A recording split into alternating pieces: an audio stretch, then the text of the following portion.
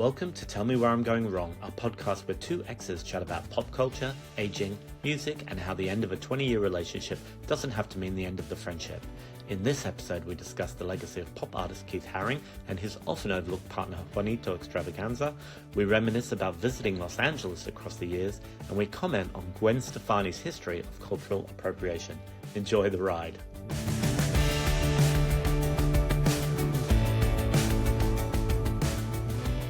Hi, welcome back to another episode of Tell Me Where I'm Going Wrong. My name is Josh, and together with one of my best friends and my ex, Sean, we present this weekly podcast to we're middle-aged guys trying to figure out life and get through it. So, hi, welcome, Sean. How are you?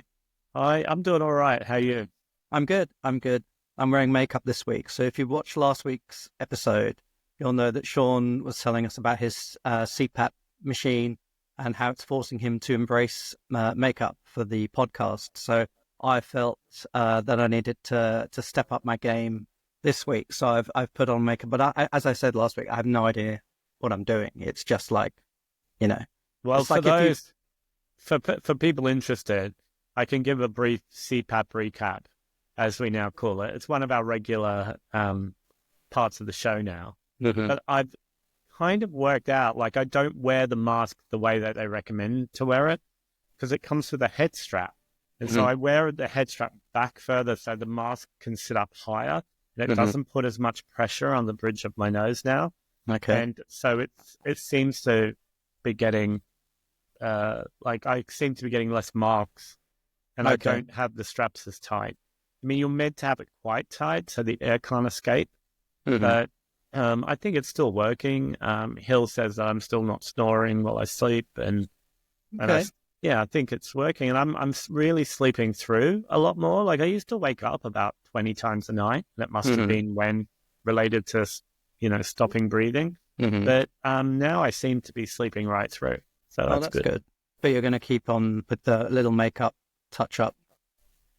Well, I've still got a scar on my nose that's covered in makeup at the moment, but it really left a mark on my nose. So that might take a few weeks or months to go away, I suppose. But so at the moment I'm still into the Studio London by Superdrug and the setting spray by Studio London as well. Vegan makeup by Superdrug. Very nice. I did watch one of the videos you talked about. It was the Trixie Mattel out doing boy drag. Is that what he called it? Brian called it. But then, immediately I was like, oh, I want that. I want that product. And it was, 20 something pounds. And so I don't know. I'm going to stick with the old dried up tubes of makeup that I have in my drawer. Well, if you get into Superdrug, you can find some cheaper copies of the things that Trixie or Brian suggests. So the three things that I bought, like the liquid concealer, the pressed powder, and the setting spray, the three of those things together were less than £20. Oh, well, that's good. And you can often get deals in Superdrug on their own brands, so you can often buy, like, say, I'll buy these two and get one half price, or three for the price of two, or so I did get a really cheap deal on these. But you just Google and say, what's the closest match for this product in Superdrug, and there's always somebody who's done a review, or ask ChatGPT so if it can give recommendations. Maybe. I'm not sure we should be putting so much faith in AI. Well, it's just another, if you look at it as a search engine, I mean, you'll use Google to look for an answer, and then that'll just take you to Reddit. I mean, so ChatGPT is really collating other, responses that have already been put out there into the world. I know. I mean, it's not just the truth. It's just a version of what you want to hear. So anyway, I'm wearing a bit of makeup this week, but I'm not used to wearing this much. I normally just stick on a bit of, concealer or something, but I've gone the full hog this week, and I'm not sure. It'll start getting more and more dramatic. You'll come back and like next week it'll look like sort of first time up in drags, and then you'll come back and it will be Kim Kardashian. Then you'll come back, it'll be Divine, and then you'll come back and it'll be the full Trixie Mattel. I'll shave like half my head and do eyebrows I got up here. Yeah. But you know, the more you look, so that video I was talking about with Brian / Trixie Mattel, and he was saying, and then you know he did his makeup, and then he started talking about a tinted, what was it, a tinted lash gel, just to sort of separate and define, you know, your eyebrows. And I was like, oh, maybe I need that. And so this is it. Like the more you look, I feel like it's a slippery slope. And yeah, have you ever dyed your beard? Yeah, I just dyed it a couple of weeks ago. Oh, is that so? What do you use for that? Well, Superdrug now have their own brand vegan semi-permanent hair dyes. And we are a long way from having enough listeners to get sponsored, but Superdrug is definitely going to be one of the first ones we hit up. Last time I was in Superdrug, I buy so many things at Superdrug because I love it because they have so much vegan stuff. And last time I was at Superdrug, I got to the counter and I scanned my frequent membership, frequent flyer, what do you call it? Store card. Frequent flyer. You know what I mean? My store membership card. And they said, oh, it's called a beauty card. The beauty card, thank you. And they said, oh, you're a VIP. And I said, oh, so what does that get me? And they were like, well, we'll call your limousine for you to collect you. And I was like, oh, thank you very much. So yeah. So I think Superdrug should sponsor the podcast, actually. Why were we talking about Superdrug? Oh yeah, my hair dye. So yeah, I remember we had friends in Mexico City who years ago when we lived there, they would dye their beards and we would sort of chortle and think, oh, that's funny. And we would tease them a little bit in a jokey way. We would josh them, as they say. And now I'm doing it because I don't know. I feel like you either, because you've gone the au naturel look, look at right? this. I mean, look at the state of this. It's like fucking Santa Claus gone wrong. But see, in my beard, like naturally, my beard is still quite dark, but it just has sort of tufts of white hair, and I prefer having just sort of a uniform look. But I will say I did buy the wrong color from Superdrug. Was it about a month ago now? I bought, and it was chestnut brown, and then I did it, and it was had too much red in it for my liking. I wanted it to match my natural color more, so I've got a different color for next time I dye my beard. When are you bleaching your hair again? I don't know. I was thinking about it the other day. I really want to do it. It's so damaging to your hair and scalp and everything. But I found old photos from earlier this year when I had, the full bleach look, and I do want to do that again. So Hill is freaking out because he's starting to get a lot of grey hairs on his head. Oh, really? Okay. And, I think, I mean, I don't care. Like, I mean, my beard went grey first, and then it's sort of going grey up the sides, and then I've got grey bits here. So it's not sort of all evenly going grey. It's the beard first. Why does that happen? Like, that's a bit weird. I don't know. But I look back at photos from myself 10 to 15 years ago, and yeah, my beard wasn't grey at all. It's happened quite rapidly, I suppose. Yeah. But, Hill is quite shocked because I suppose when he's quite a bit younger than me, but when something like the signs of aging start to happen, it can be quite confronting because obviously, we're conditioned to not want to look old in society. Yeah.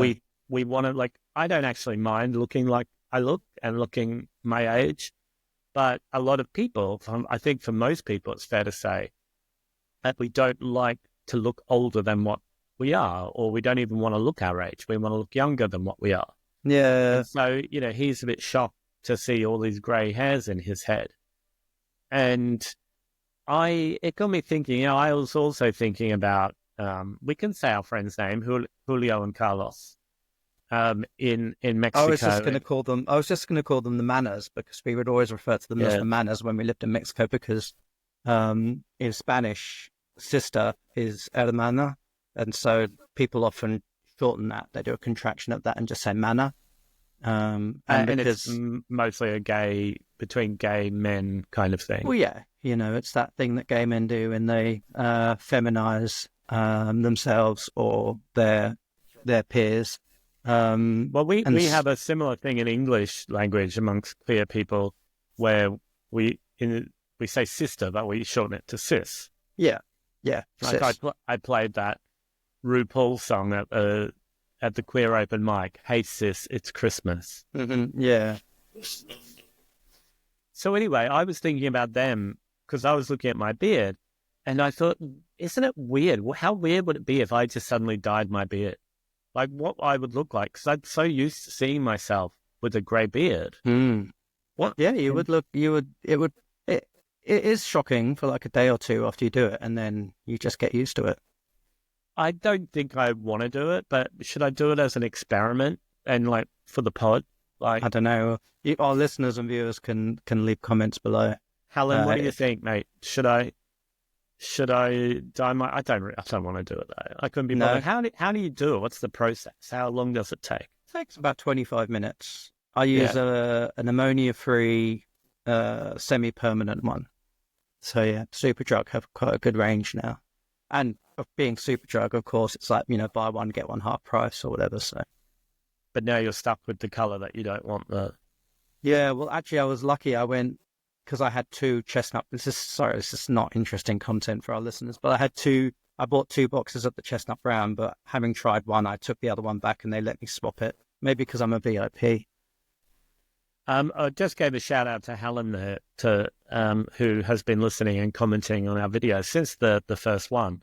I can't believe we're up to episode 20. Is this 25? Yeah, I think so. 25. I know. That's wild, isn't it? That's 5 months. But also, I can give a shout out to my sister Michelle, who I think is now listening. And oh, is she? Hi, Michelle. Yeah, could maybe even commented. I don't know if that was Michelle who commented on the last video that was up. Did she? I missed that. Before this one. But yeah, so she was dropping in and out. And also I had a little back and forth messaging with my friend Stephen, who lives in Florida. Oh, and is he listening? Well, he's now started to listen. He asked for the link. Hi, Steve-o. Hi, Mado. He was telling me that him and his husband have this house that they bought up on Green Bay. Do you know, on Lake Michigan? Oh, yeah. Yeah. And because, Nate's family are from up that way and they're into like the Green Bay Packers and everything. Mm-hmm. And he sent me like the Airbnb listings for these houses that they bought. And it's amazing. It's an old farmhouse with a silo next door, and the silo's been turned into a house as well. It is absolutely stunning. And it's in a really beautiful village, just like a few minutes walk to the dock on the lake. Oh, wow. That's it. Okay. I'll have to, because, Anna, our mutual friend, Anna and I think we've talked about this on the podcast before. She's one of the Sues for anyone keeping score. Exactly. Yes. We have mentioned her, haven't we? So, I think I mentioned on the podcast before that in 2026, Anna and I are turning 50. And so we're going to do a road trip from the East Coast to the West Coast of the US. And we haven't, our main destination is Dollywood, Tennessee. Mm-hmm. So we'll probably fly into New York, drive down to Philly to see my family there, and then head sort of inland, maybe through Baltimore, and then to Pigeon Forge, Tennessee. And after that, we hadn't really settled on the route. So maybe we'll go the northern route and go through Wisconsin, and maybe we can rent. That's very north, isn't it? I mean, that's right up the top. Yeah, but we're going to do it in probably September, so it should still be warm. And Anna actually wanted to end up not end up, but she wanted to go to Yellowstone National Park, which is really far north as well. Okay. So we could go that northern route up through, like right up through the Midwest, through, I guess, sort of Arkansas, Iowa, Illinois.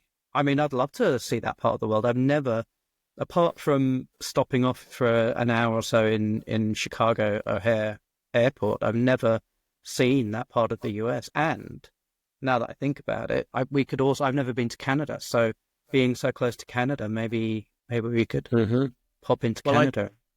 I think where the small town, I won't say the name of the small town where Stevens, because it's very small. I mean, it's very, very small. Yeah, but wouldn't they want Okay, exposure for their Airbnb to all of our thousands of listeners? Okay, Helen, Michelle, and Stephen. Stephen and Nate's property is in a place called Fish Creek. Fish Creek. Okay. And have a Google. I'll actually send you the links to the Airbnb so you can have a look. You'll really be interested in looking at the neighborhood and the area. Yeah, beautiful. Yeah. And I think it's about, would it be maybe 2 hours north of Chicago? Does that make sense? Yeah, that would. Is Chicago on Lake Michigan? Yeah. It's on a lake. I don't know which lake it is though. Yeah, well, it's Lake Michigan, isn't it? It's not like Wisconsin. That's not a... No, I don't think there is a Lake Wisconsin, but there are several lakes. There are several great lakes, aren't there? But because I worked for the University of Wisconsin-Madison for quite a few years, so I still am in touch with quite a few ex-students and colleagues up in Wisconsin. Well, if you went there, you could also go to, so about halfway between Chicago and Fish Creek is Milwaukee. And you could go to the gay bar that Trixie Mattel owns. Oh, yeah. Because that's where she's from, that part of the world. And there's one of the oldest gay bars in the US, I think, called This Is It. And it was a few years ago, maybe around COVID time, it was struggling financially, and so Trixie got on board and became a co-owner, and it's now going strong and it's really thriving. So you could have a night out in Milwaukee. Yeah, well, I was going to, because the plan, Anna and I have planned to sort of in the next 6 months or so finalize the itinerary, finalize the route and the itinerary, and then invite all our friends and family to come and join us at different parts of the journey. So, yeah, maybe we could stay for, I don't know, like 4 or 5 days in Wisconsin, and people could join us. Maybe you could stay in Fish Creek and have a family reunion. Well, yeah, that's what I was thinking. Fish Creek. I mean, maybe Stephen and Nate would even come up. Yeah. Talking of traveling, that's a while away. Did you say 2026? Well, I just got back from 5 nights in Paris. And I know we spoke about it on the last pod, but we didn't really talk about Paris. We didn't really get into it, did we? No. But I had such a wonderful time. Of course it was freezing and not as cold as it has been in London, weirdly. London feels like it's been colder. But I had such a lovely time. I stayed right next door to Père Lachaise Cemetery, which for anyone who doesn't know, it's a historic cemetery in the center of Paris, and it's where a lot of famous people, French and non-French people, are buried, including Oscar Wilde, Edith Piaf, Chopin, Jim Morrison. I mean, so many people. And I had a really great time. I stayed in an apartment that overlooked the cemetery. I'm a bit weird like that. I don't know if that's weird. Is it weird to be into cemeteries? Or I think a lot of people are into that sort of, macabre sort of stuff. I mean, there's that bit of like it being spooky or whatever, but it's also just really beautiful and peaceful, and especially if anyone's been to Père Lachaise, they'll understand like how stunning some of the architecture of the tombs is. Oh yeah, it's really remarkable. It's beautiful, and it's like very there are lots of birds in there. There's bird life. It's a bit of an oasis in a city, in a really built up city. So I just read an article yesterday about how cemeteries are, and this was in the UK, but I'm sure it applies in other parts of the world, that cemeteries are actually one of the last refuges of threatened wildlife, because so much urban development has happened, and there's very few wild sort of bush, as you would say in Australia, wild, untouched, unmanicured natural space, and so cemeteries are actually a real haven for wildlife. And obviously there's animals that in the UK, people would think of like whenever you're in a cemetery in the UK, you often see foxes living in there, but also bats. Find, because the modern world and modern cities are really designed for humans and nothing else. Like I think now urban planners are being a little bit smarter about having wildlife corridors, but it's very tokenistic though. Often I find those projects are so, it's just greenwashing. It's not born out of a real lasting concern for the well-being of wildlife. But having a wildlife corridor or a wildlife highway, I mean, in Australia, don't they have koala highways and, to help koalas get across the motorway? But this all is dependent on the fact that the animals can work out what the humans intend by these strips of land. But also, having a wildlife corridor is, I don't know, it's a good idea in theory, but then if you've got sort of really high density populations on either side of the corridor, it is trapping the wildlife really, unless they know, which way to go, which is sort of what's that term? Anthropomorphism? Is that what when you sort of project human qualities onto non-human beings or things? Anyway, what else did you do in Paris? Weren't you having a vampiric tour of the Père Lachaise? Oh yeah, that guy was like not reliable. Oh, okay. Do you know this dude? He used to own a vampire museum in Paris, and even when he had that, like if you look back on Google or TripAdvisor or wherever you read reviews of things, people complaining about how unreliable he was, or they showed up when they said, and that's a shame. And it was closed. And so anyway, I had messaged him about 3 months ago and said, I'm coming on these dates. Can I please book a tour? And he said, it's a minimum of 2 people. And I said, okay, I'll pay for 2 people. And so then he said, okay, well, it's too far in advance. Email me a week before. So I emailed him a week before, and he said, I'm sorry, you haven't given me enough notice. I was like, okay, mate, you're like a weirdo. I mean, you're probably going to be a little bit strange to be doing vampire walking tours anyway, but it doesn't mean you have to be disorganized. Yeah. Complain to the Vampiric Council. Yeah, so I was very annoyed, but... Did you manage to... Is there like a self-guided tour you can do of the vampiric, I don't know, reference points in Père Lachaise, or...? No, I just did my own walking tours every day. Okay. And I also watched a different vampire movie every night to get myself in the mood. I'm writing a book about a vampire story, so I did a little bit of work on that. And it was just really lovely. And then, of course, in the daytime, I went to see some of the tourist sites. I didn't do anything like go to the Eiffel Tower. I've been to Paris so many times. How many times do you think you visited Paris? We were there last year with Hill and his brother, weren't we? That was with David, around October, November of last year, so not that long ago. And when I say last year, I mean, I know this episode's coming out in 2025, but I'm referring to our trip in 2023. But that didn't seem like that long ago. But yeah, we've been to Paris loads of times together, haven't we? How many in your life?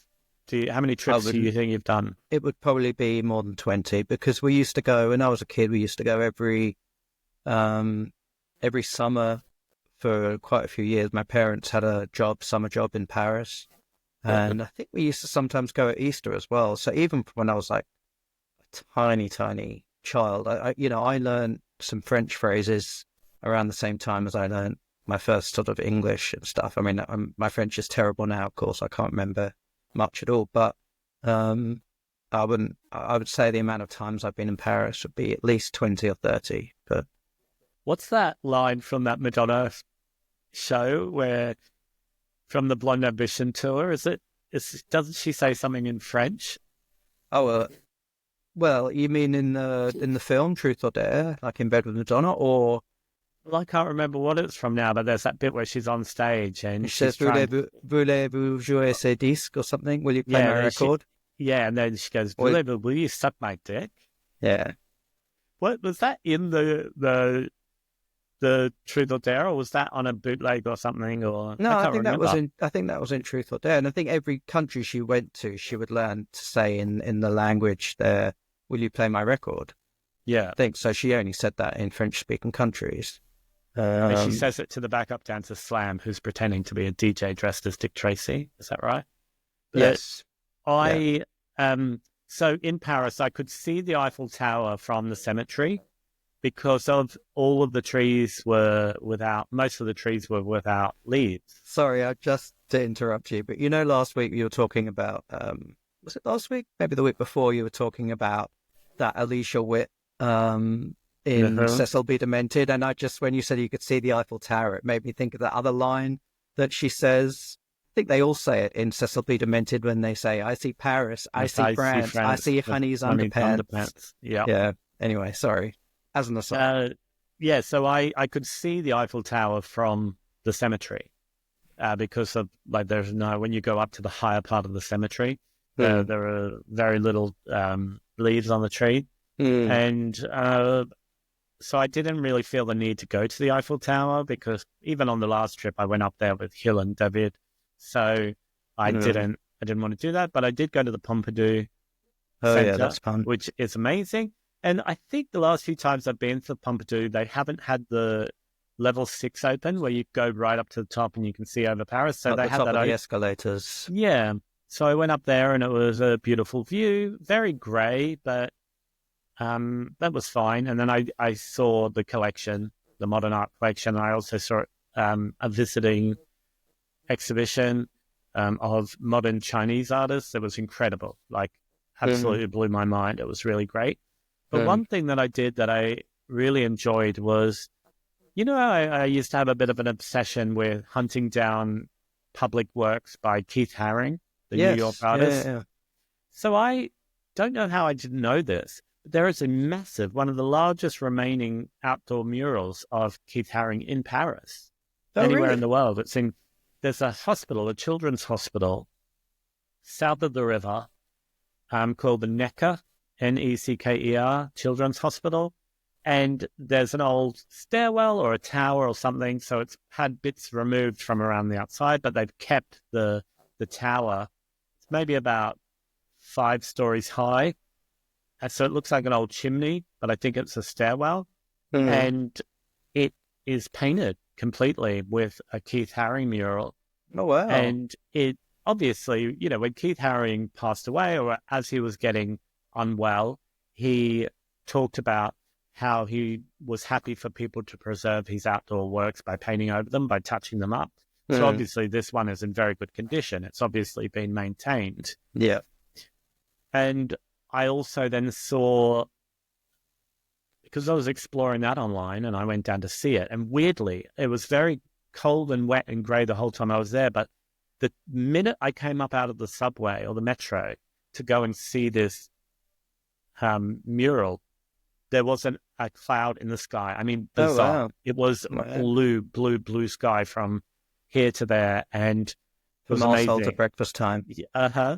And then I took beautiful photos, so the mural looked great against the blue sky. And then I left, and then I went around the corner and I walked 10 minutes and suddenly it started hailing and then it was grey again. It was only blue skies for the 15 minutes that I was at this mural.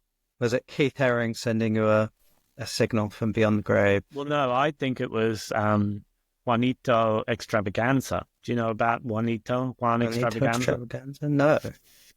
So there's some of, not criticism, but some of the noted, I suppose it's a criticism of, or a critique of Keith Haring was he was from a middle-class white family and that he sometimes was guilty of attaching himself to queer people of color and accessing the world and the culture and the art and the influence of those people. Is this why Madonna was such a big fan? Probably. They did it together.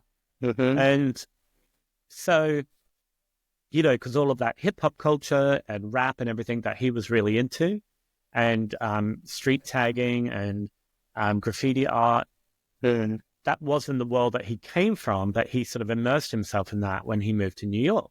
And that's not to say people can't legitimately develop those interests and even become influential people in those worlds, but they really were cultural practices that I think that he took on as his own, that he didn't grow up in that area. Yeah. And so one of the ways that he would do that, he would often be known as having young, or maybe even his age, sometimes younger, Black or Latino boyfriends. And one of his boyfriends or partners was Juan. I'm not sure of Juan's last name before he was in the House of Xtravaganza, but he was in a voguing or a ballroom house called Extravaganza. Right. Anyone who's a little bit familiar with the ballroom scene, I mean, who are some of the famous members? Well, Venus Extravaganza is probably she wasn't the mother, though, was she? Who was the mother of the House of Extravaganza? Was it Angie Extravaganza? I think so, yeah, Angie Extravaganza. And David Extravaganza was the father. And so Juanito was part of the House of Extravaganza and became the partner of Keith Haring in the last 4 years of Keith Haring's life. Oh, right. And he used to go around with him and act also as his assistant. So I read that when this mural was painted at the hospital in Paris, Juanito was there. And so they were on this crane together, and he had to do a lot of the sort of the grunt work with these large artworks, like filling in the colors and blocking in the colors. And so that artwork is actually not just Keith Haring's artwork. It's Juanito's. But when Keith Haring died, Juanito Extravaganza was not included in the will at all, and then was completely sort of cut out of the history of Keith Haring, the legacy of Keith Haring, and went back to living in, I don't know if it was in Harlem or the Bronx, but living back in this like little studio flat or one-bedroom apartment. He was HIV positive himself, and he lived there until he died. And it's quite sad, but it shows you even people with the best intentions, which I'm sure Keith Haring probably had good intentions.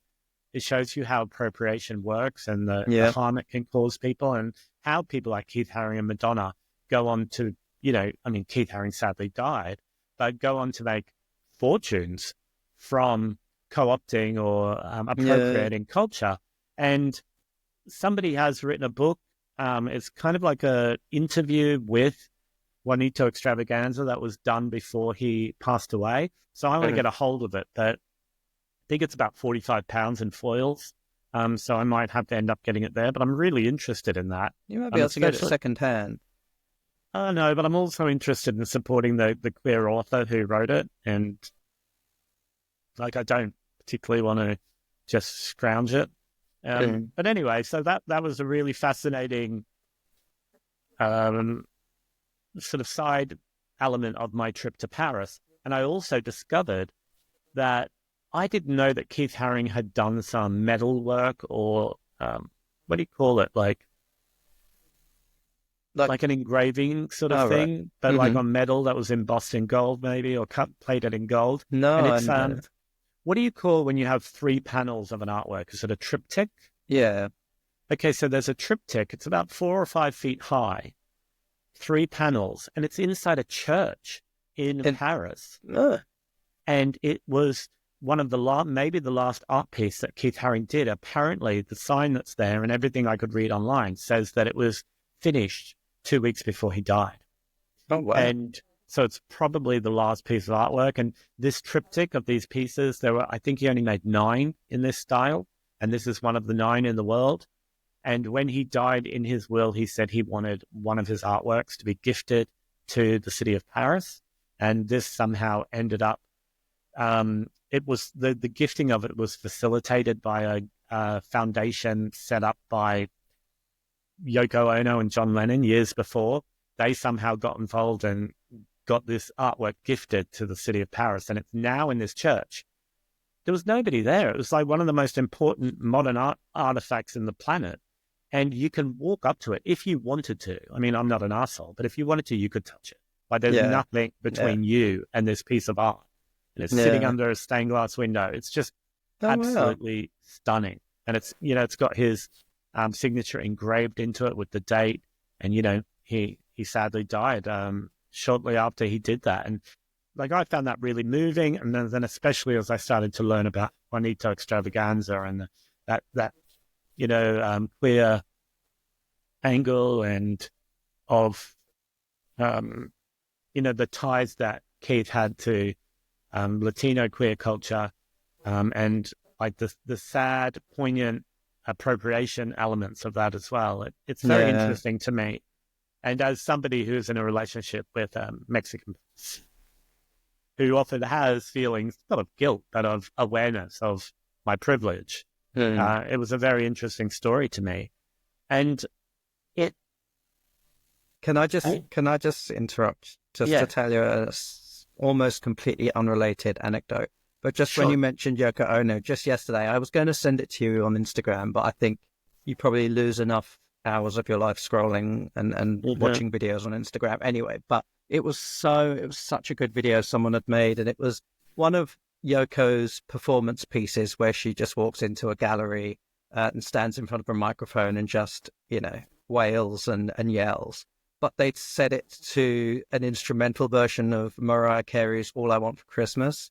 And it's just, the timing of it is so good. And so it's just, the ridiculous cheesiness of that song, but with, transposed against, or juxtaposed, I should say, against Yoko Ono's just sort of like, screaming, ranting, bleating kind of voice. It's brilliant. That's very, very fun. I'll send it to you. How old must Yoko Ono be now? What's her age? I don't know. It should be late 70s, perhaps. Well, she's got to be in her 80s, for sure. Maybe. Like, she is a really fascinating human, isn't she? Very, very. So, sorry, I know I just totally sidetracked from your Keith Haring and, what was his name? Juanito Xtravaganza. Yeah. But yeah, Madonna is, Madonna, you and I have been big Madonna fans in the past. And we can see, I suppose, now that we've come out of that sort of fandom narrowness of vision, we can see how much she is appropriated, and not even appropriated. In some cases, she's just outright stolen, or not stolen in the conventional sense, but she's lifted, things, songs from other people and just completely marketed them as her own. And, that's, I suppose, that is up to her. There's no laws against it as such, but it's interesting, isn't it, seeing a critique or hearing about a critique of Keith Haring as well, of that period of history, I suppose, the 80s in New York, when New York was such a hotbed of culture. And a lot of it was not getting exposed because it was produced by people of color and queer people of color. And so to make it more palatable or to make it commercial and sellable, they would a white person come along. A white person would come up through the ranks and get recognized, or get, I suppose someone like Keith Haring was more easier to sell to, Upper East Side or, posh art critics, and instead of like a black kid from Harlem or something who didn't know how to code switch like Keith Haring did. Cookie Mueller's book, which we've talked about on the pod before, that touches a little bit on that when she talks about all the incredible artists. She doesn't really talk that much about the sort of the racial politics of the US at the time, but she does acknowledge, I think, the incredible hotbed of artistic output in New York in the 70s and 80s. But who was it? Are you allowed to say on this podcast who it was, that another famous singer who once told you Madonna was a vampire? Because that brings us back to our vampiric theme. Oh, no, she didn't tell me. Oh. I read it in an interview, so it might not be true. Okay. So, Lady Kier, who was in, I don't know if the band still exists, D-Light. Most listeners will be familiar with their hit song, Groovers in the Heart. I remember once Lady Kier saying that Madonna was a vampire and that she had stolen culture from a lot of her voguing friends, from a lot of Lady Kier's voguing friends and voguing houses, and had made money from it without any regard for the community, and that she was a vampire. And when I met Lady Kier in 1998, she was DJing at a party in Manchester, and I was a huge D-Light fan. I absolutely loved them. And I went up and I said, oh, look, I'm also a big Madonna fan. And you said this, and Lady Kier laughed and said, I never said that. I love Madonna, and laughed and threw her head back. But yeah, it would have been tough for people. But then, there might have been people who also leveled the same sort of accusations at Lady Kier. I mean, she was presents as a white woman who went on to have a massive global hit that, I mean, they must have made a fortune from that song and still do. I can't imagine if they own the rights to that they would want the money at all. And there would have been people on the club scene and the queer scene that she came out of with Dimitri and Tawate that, people would have felt like, well, why wasn't it me? And they did. There's that podcast. I think it's Edward Russell's podcast, not the Madonna one. I think he did another podcast, the name I can't remember, but he sort of deconstructed a really popular song every episode, and one of the episodes was about Groovers in the Heart, and it was completely, ripped off from a lot of other more underground acts at the time. So I think everyone. I don't think it was ripped off. I think ripped it was, off maybe it's not the right term, but it was. I think Groovers in the Heart was the pinnacle of sampling culture. Like, I think it was like that art form of sampling is like an art form. Like, it's a form of constructing music using old songs. And I don't think they ever hit it, but it was at a time where it wasn't really the practice of having to acknowledge or pay people like it was Public Enemy used to do it. They used to sample records, and it was only when record companies realized, and some artists realized, how much money that they were missing out on, that they started to sue people and demand that their credits were given for the samples. So that's often like when you look at a Beyonce track now that uses that old school style of sampling, there'll be like 30 songwriters, because everyone is getting acknowledged. Whereas back in the day, like Groovers in the Heart, might not have everybody acknowledged on the liner notes or in the credits. Yeah. But all art is theft, right? Isn't that the... who said that? Lots of people say that. I've got a book somewhere. I don't know where it is, but I've got a wasn't book. It like a famous artist? Was it Warhol? I don't know. Was it Oscar Wilde? Maybe. But yeah, all art is theft. And, in some ways, I think that's true. Art doesn't exist in a vacuum. Pablo Picasso, it says here okay. online. Yeah. But talking of appropriation and culture and being an outsider, Hill asked me to watch a movie with him the other day, a movie that was one of his and his siblings' favorites growing up, that they used to watch all the time. And it's called Blood In, Blood Out. Have you heard of it? Never. It's sort of inspired by somebody's real life story of growing up in gangs in Northeast LA. Okay. Around Highland Park sort of area. And I became fascinated after watching this movie. I mean, it goes for 3 hours. It's a very long movie. When was it made? I think in the 90s or the 2000s. I can't remember. But it's not super current.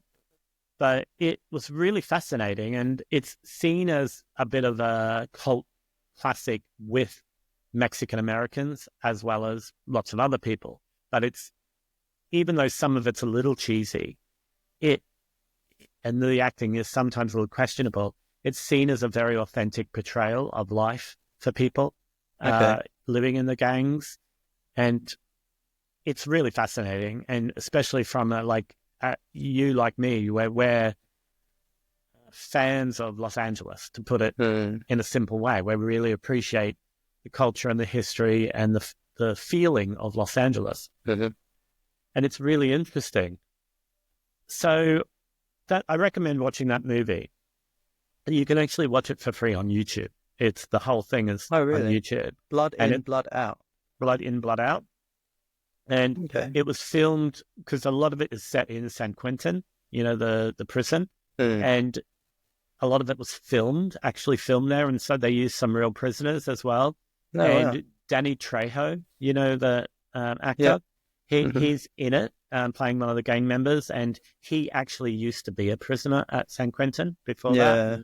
Some of it was filmed in his cell where he was a prisoner before this movie was made. It's fascinating. But it really got me interested in reading up and looking and doing a deep dive into the gangs of Northeast LA. Somebody has made a Google map that shows all of the neighborhoods and which gang rules or controls or used to control that neighborhood. And I got thinking about all the time that we used to spend there at Ben and Maggie's house. And do you remember when people used to find out that where we were staying, some people who were from Los Angeles used to say, oh, isn't that dangerous, that part of town, or isn't that a bit undesirable? I don't remember it being thought of as dangerous particularly. But I mean, it was, these days, that part of LA is so gentrified. But oh, yeah, and Highland Park, which is over a bit more. I mean, that's one of the most dangerous parts of Los Angeles historically, and now it's so gentrified. I mean, we're talking early noughties or mid noughties, aren't we? That Ben and Maggie moved there, but and so 80s and 90s was real gang, sort of the height of that gang culture in that area. But studying and reading about these, I don't like the word study, that sounds a bit ridiculous. Reading about these gangs, I looked at their neighborhood. But the most shocking thing to me was that I think we've been pronouncing the name of their neighborhood, their suburb, wrong. What, Glassell Park? Glassell Park? Yeah. So when we say it, I've always said Glassell. Glassell, If you watch news reports and people who are from Los Angeles talking about it, and I watched some videos made by ex-gang members talking about their neighborhood, it's more like Glassell, like Glassell, like a real... Oh, really? Glassell? Yeah, Glassell. And I was like, I can't believe for all these decades I've been saying the name of this suburb wrong. Yeah. But if you look on this map of the gang territory, that street that they lived on, am I allowed to say the name of the street? Yeah. Verdugo Place, which is just off Verdugo. Verdugo Road. Very close to San Fernando, North San Fernando. Yeah. That is smack bang in the middle of one of the most active gang territories. The gang is called the Avenues, and they were often referred to as Avenidas. But because do you know how like some of the streets around there were like Avenue 43, Avenue 32, and so the gang was named after those streets, and it was one of the most notorious and violent. Right, and even now, it's changed a lot because of the gentrification and the price increases of the area. But it is still known as, there's still crime related and activity related to the avenues in Glassell Park. And when we were staying there and living there, I think that we were very fortunate not to get involved in anything, because if you read around the late 90s and early 2000s, the stuff that used to go on, like people driving down the wrong street would get like shot at. People walking around the neighborhood who weren't familiar to the people would get, often in trouble. I think that we were very fortunate not to get ourselves into trouble being such ignorant idiots. Yeah. And there's a street called Drew Street, which is the sort of the epicenter of Glassell Park. And there was, I don't think she still lives there, but there was a woman there called Maria Leon. And she had 13 children. I think 10 of them were born assigned male at birth. And she groomed them all into being in the Avenues gang. And all of these kids, like some of them died, some of them were in prison, some of them got deported. She was being deported 3 times and was like trafficked back in. Really fascinating, the history of Glassell Park and especially the Avenues gang. If you go into this, it is such a massive deep dive. But it got me thinking, like, you know, Hill and his brother and sister in Mexico City loved this movie. And then I started to see the influence that the term that people within the community use is Cholo, like Cholo culture, has had around the world. And it is phenomenal. Like, it's like in Japan, there are people who identify as Cholo. There are, like, even the gangs who, there are, like, people in the Mexican mafia, it's called, who all over the world, you know, like it's not the same as the cartels. It's a prison gang, that it started as Los Angeles gangs. When they went to prison, they would, no matter what gang they were in on the street, they joined the Mexican mafia in prison. And it's just incredible. Like the culture, there's this really sort of famous, I think they've got about 2 million followers, this gay couple who identify as Cholos who live in Los Angeles called Trino and Adam. And they're like gay couple. They can't speak to anyone they used to know because it's against the rules of their community and stuff to be gay. But they've got an adult daughter now who's like 18 years old. And like they do dancing and stuff on TikTok, and they're influencers. And I honestly, it's like if you go down this rabbit hole. But what I wanted to talk about with you was one of the most famous appropriators of Chola culture is our dear friend Gwen Stefani. Oh yeah. Okay. Yeah, definitely.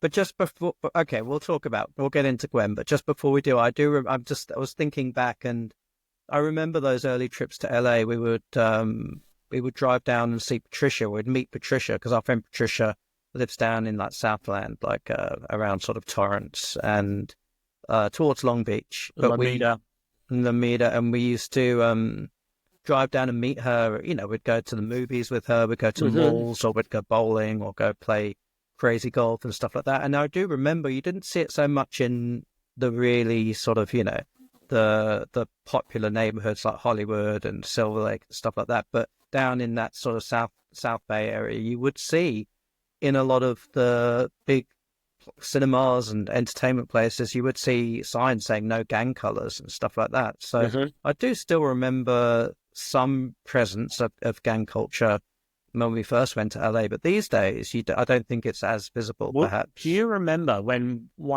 during one visit we were driving along the Pacific Coast Highway? It was one of the first times we'd maybe been there. We were driving between somewhere like down near San Diego way, back up, and I said, wouldn't it be funny if we drove all the way on the Pacific Coast Highway? And you said to me, no, that's going to take forever. Oh, yeah. We can't do that. And I said, but I want to go, I want to see all the neighborhoods that used to be. And you were like, yeah, okay. Anyway, we did, and it took about 50 years. 50,000 hours. No, honestly, instead of like a 2-hour drive, it was like a 7-hour drive or something. And we got somewhere around that area, and you had a migraine from driving. And I really, really needed to go to the toilet. And you said, I can't pull over anywhere. And I said, look, just go down this street and I'll pee in this bottle. And so we drove down this side street just off the PCH. And we went to the end of the street. It was like a dead end street. And there was like a park, or it wasn't a golf course, but it was like some sort of green area on one side and just suburban houses on the other. And I stood up and I went to the back of the car and opened the trunk to get this empty bottle out. And I was peeing on it. And this guy, don't know if this is an appropriation, this term, but he rolled up on us. He like drove down the street very slowly and sort of like a lowrider and pulled up right beside us. And it was like a scene out of a movie. He looked like he presented as somebody who would be in a gang. You know, he was Latino. He was in this lowrider car. He was dressed a certain way. And he started saying something to me. And he goes, don't you know that little children live in this neighborhood? And I say, oh, I'm sorry, my friend doesn't feel very well and I really needed to pee and I didn't want to pee on the street. I thought that would be disrespectful, so I'm just peeing in this bottle.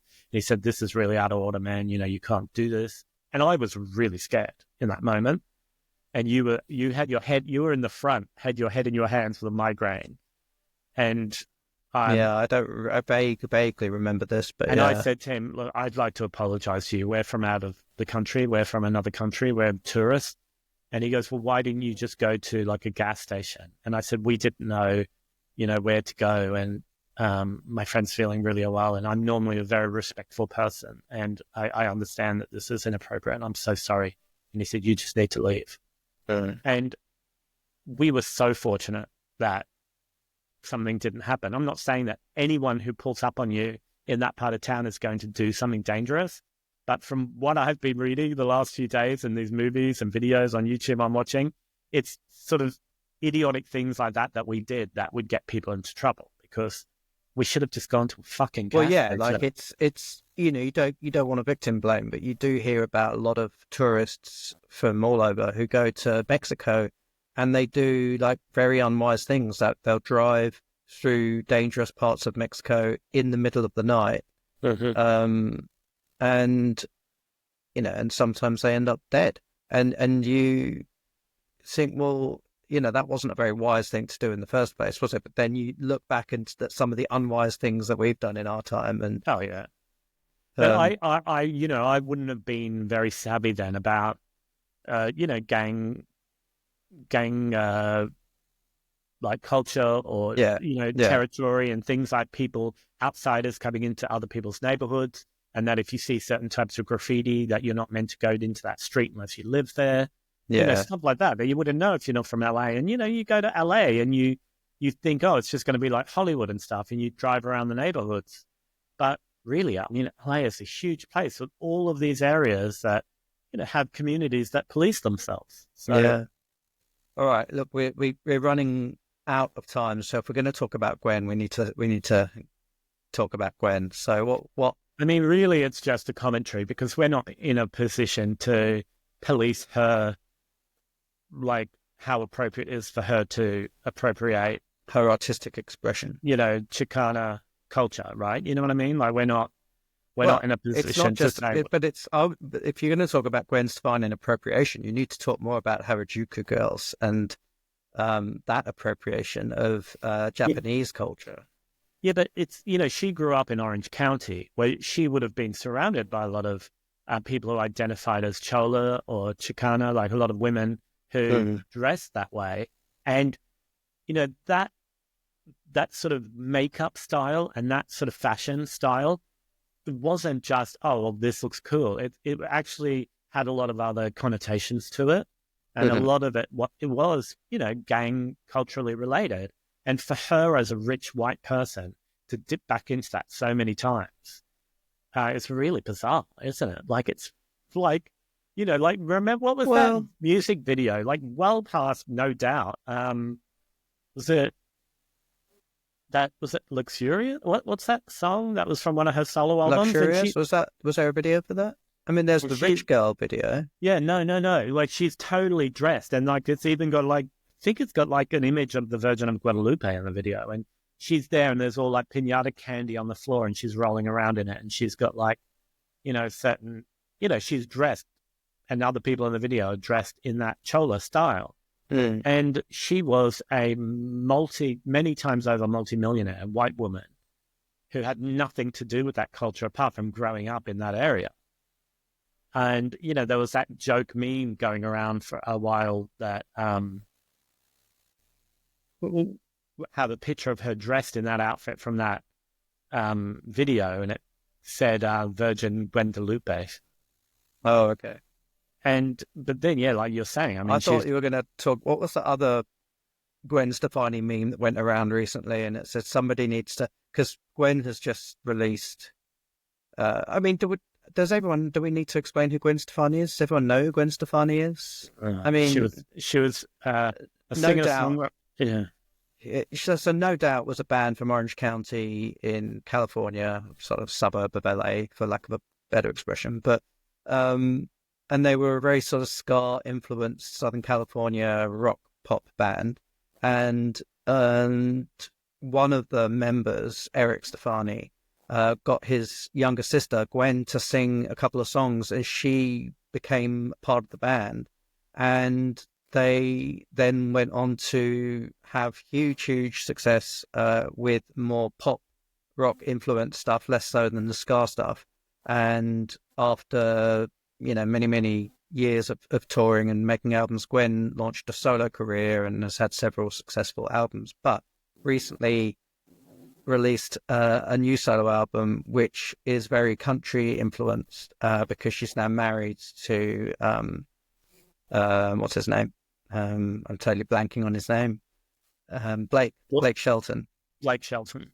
And there was a meme recently about Gwen and her country album, and it says something like, "Oh, somebody needs to remind Gwen Stefani of her roots and about her Japanese roots," or something. I can't remember. It was very because famously her first solo album, was all like inspired by, I'm using air quotes here, Japanese pop culture, especially Harajuku culture, and she paid like 4 dancer models to be her backup.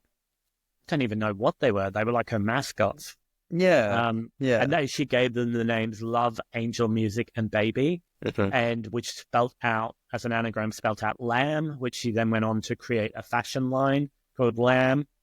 And it was all very, very much like it now. If it happened now, people would fall over themselves talking about appropriation. And it was very of its time, I suppose. Yeah, it was. And then she went on to use a lot of imagery around Chicana, like Mexican-American culture and pop culture. And it is... There's that famous footage of her dressed in a sari as well, because for a while she was dating Tony, the bassist of No Doubt. And he's Indian background, an American person of Indian heritage. And I think it was when they went to tour in India, or they went to some award ceremonies in India, and she dressed in a sari. So she's, from a very early age, she's been appropriating many different cultures. I mean, and now, also the whole ska scene as well is quite odd, isn't it? I find like that's especially in California. Yeah, that's what I mean. The ska scene in California, it's odd. But the thing about Gwen, though, I feel, I don't know what's the word. I don't think pity, or not necessarily sympathy for her, but I do see somebody who's maybe struggled to have her own identity, and she seems to always be subsumed by the sort of the men in her life, which is not that uncommon a story for a lot of women in the world. That, or maybe that's a little sexist to think that. Maybe she's just a dickhead. Like, maybe she is in control, and maybe she just makes choices that are questionable.